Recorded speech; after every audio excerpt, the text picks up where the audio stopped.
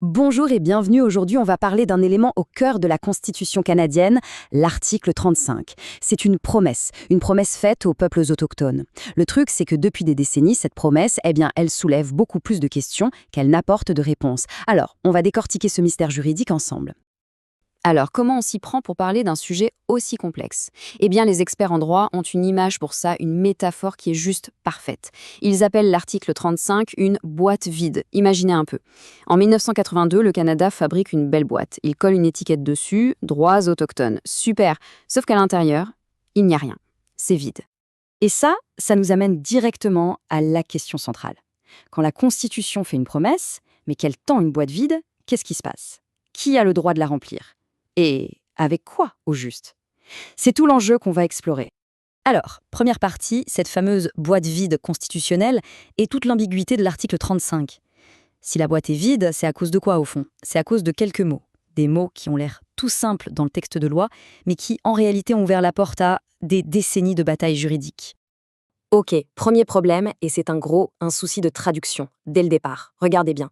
La version française, elle parle de droits ancestraux. Ça évoque un lien direct, fort avec les ancêtres, le passé, les traditions. Mais la version anglaise, elle, utilise le terme Aboriginal Rights. C'est beaucoup plus large, plus flou. Et ce petit décalage, qui n'a l'air de rien, a été la toute première source de confusion. L'autre mot, le mot qui a tout changé, c'est existant. Au début, ce mot a créé une énorme méfiance. Est-ce que ça voulait dire que seuls les droits qui étaient encore pratiqués, là en 1982, allaient être protégés? C'était une grosse inquiétude. La Cour suprême a dû intervenir pour clarifier les choses. Et leur réponse a été claire.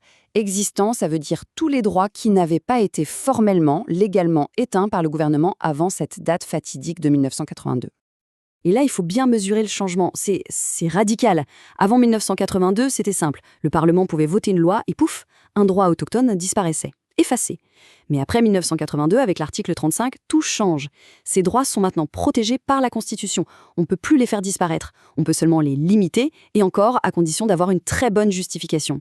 C'est un vrai basculement, un renversement total de la dynamique du pouvoir. On passe à la deuxième partie. La première règle, la res paro, qui a jeté les bases de l'interprétation. Donc, la Constitution ne disait rien. La boîte était vide. Qui s'y est collé? La Cour suprême.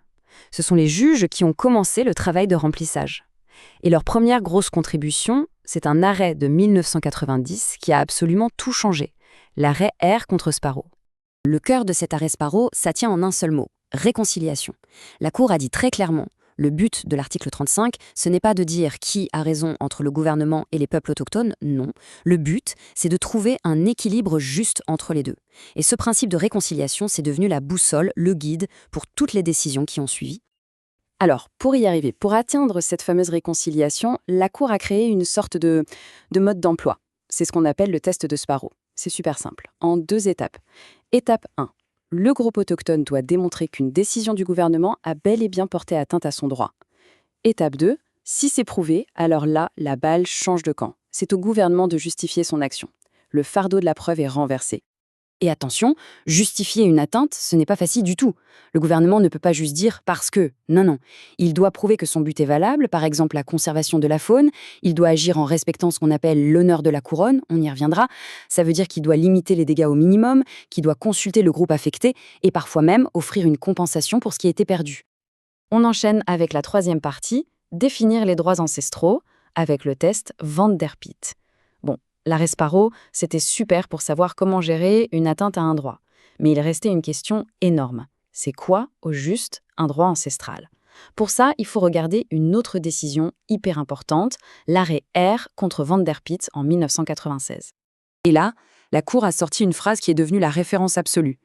Pour qu'une pratique ou une tradition soit reconnue comme un droit ancestral, elle doit être, je cite, « une partie intégrante de la culture distinctive du groupe ». Ces quelques mots sont devenus la clé de voûte pour définir ce qu'est un droit. La Cour a ensuite détaillé ce que ça veut dire. La pratique doit être vraiment centrale pour l'identité du groupe, pas juste un petit truc à côté. Ça ne peut pas être une activité que tout le monde fait, comme manger. Et surtout, et c'est là que ça devient très controversé, la pratique doit avoir existé avant le contact avec les Européens. C'est ce critère qui a été énormément critiqué, parce que ça donne l'impression de geler les cultures dans le passé. Pour bien faire comprendre l'idée, la Cour a résumé le test avec une question vraiment puissante. Pour savoir si une pratique est vraiment intégrante, il faut se poser la question suivante. Si on enlevait cette pratique à ce peuple, est-ce qu'il serait encore fondamentalement le même? Si la réponse est non, alors là, on tient probablement un droit ancestral. Quatrième partie, l'honneur de la couronne. C'est un principe constitutionnel qui guide tout le reste. En fait, ce qui chapeaute toutes ces décisions, ce qui lie tout ça ensemble, c'est un principe encore plus grand, qui régit toute la relation entre le gouvernement et les peuples autochtones. C'est ça, l'honneur de la couronne. Et là, c'est super important de bien comprendre. L'honneur de la couronne, ce n'est pas juste une belle idée, un conseil pour être gentil. Pas du tout. C'est un principe de droit, une obligation constitutionnelle contraignante. Ça force le gouvernement à agir avec intégrité et bonne foi dans toutes ses relations avec les peuples autochtones. Et c'est de là, de ce principe, que vient le fameux devoir de consulter. Dernière partie, qui remplit la boîte? Le processus de réconciliation est loin d'être terminé. Alors, si on fait le bilan, le constat est assez clair. La boîte vide de 1982, elle n'a pas été remplie par les politiciens au Parlement. Non, elle a été remplie par les juges, décision après décision. Et ça nous amène à réfléchir à ce processus et à ce qui s'en vient.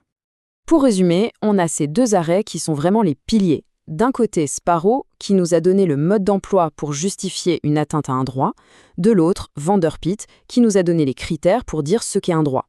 Ces deux décisions, ensemble, c'est vraiment la fondation juridique de l'article 35 tel qu'on le connaît aujourd'hui. Mais, il y a un mais. Cette approche, où ce sont les juges qui créent le droit, elle est loin de faire l'unanimité. C'est vrai, ça a apporté de la clarté. Mais beaucoup critiquent cette méthode, la qualifiant de paternaliste. Pourquoi?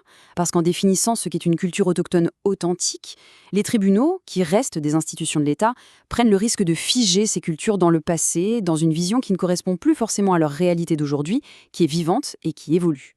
Ce qui nous laisse avec la question finale, et peut-être la plus importante de toutes.